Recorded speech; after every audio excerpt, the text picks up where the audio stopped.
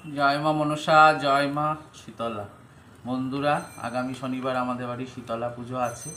তা আমাদের শীতলা পুজোয় মায়ের নির্দেশেই তো হয়, আমাদের সব পুজোয় মায়ের নির্দেশ মতন হয়। তা ফেসবুকে দেখে আমি যাই করি সেটাই কপি হয়।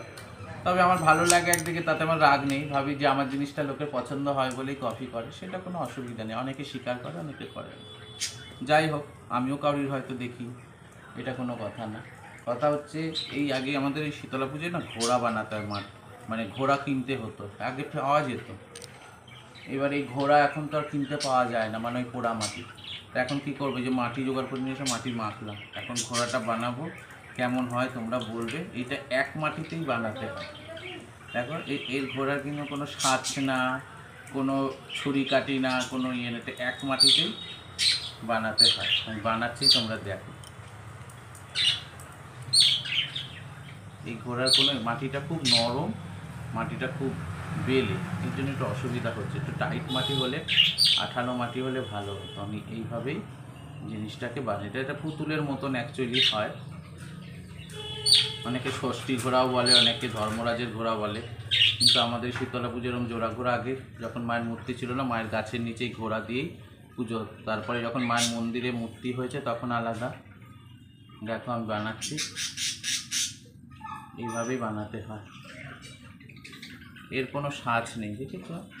খালি হাতে টিপে টিপে এইভাবে আকৃতি দিয়ে দিয়ে। কিন্তু যেহেতু মাটিটা খুবই নরম, ওর জন্য আমার একটু শুকাতে অসুবিধা হয়, পাগুলো একটু নরম হয়ে যাচ্ছে। টাইট মাটি হলে ভালো হয়। বন্ধ করা হয়ে গেল।